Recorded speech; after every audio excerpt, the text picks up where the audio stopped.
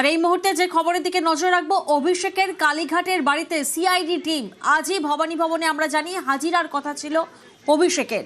সই জালিয়াতি তদন্তে অভিষেককে তলব করে সিআইডি, তবে অভিষেক বন্দ্যোপাধ্যায় তিনি যাননি। আর এই মুহূর্তে যে ছবি আপনাদেরকে দেখাচ্ছি, সিআইডি অভিষেকের কালীঘাটের বাড়িতে সেই আধিকারিকরা তারা বাইরে অপেক্ষা করছেন। সুদীপ্ত প্রতিনিধি এই মুহূর্তে আমাদের সঙ্গে রয়েছেন।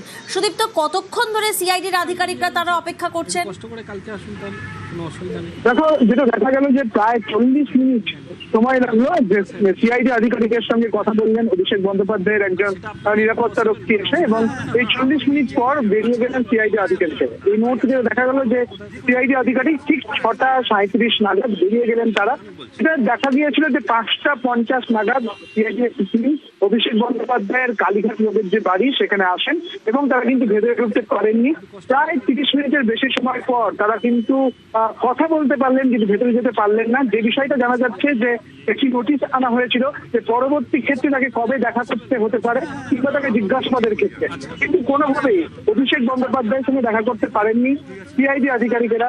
ওপর থেকে একজন নিরাপত্তা রক্ষী আগেই আসেন এবং বলেন যে ওপর থেকে কোনো অনুমতি না এলে, অর্থাৎ অভিষেক বন্দ্যোপাধ্যায় তিনি অসুস্থ, তার এখন এমআরআই হয়নি, তার এখন সিটি স্ক্যান বাকি রয়েছে এবং তিনি অসুস্থ, খুবই অসুস্থ, তিনি দেখা করতে পারবেন না।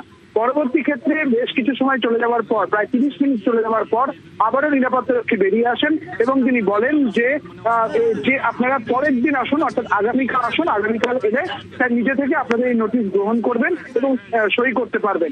পরবর্তী ক্ষেত্রে দেখা গেল সিআইডি আধিকারিকেরা তারা একটি নোটিশ দিলেন এবং ওই নিরাপত্তা রক্ষী আবার উপরে গেলেন, কিছু সময় পর নিচে নেমে এলেন এবং সেখানে অভিষেক বন্দ্যোপাধ্যায় সই করেছেন এবং তাকে পরবর্তী দিন, অর্থাৎ পরবর্তী ডেটে কবে আবার তাকে আসতে হবে সেই বিষয়টাই রয়েছে বলে এমনটাই সূত্র মারফত জানা যাচ্ছে। প্রিয়াঙ্কা, বেশ, প্রায় 40 মিনিট দাঁড়িয়ে ফিরে গেলেন সিআইডির আধিকারিকরা।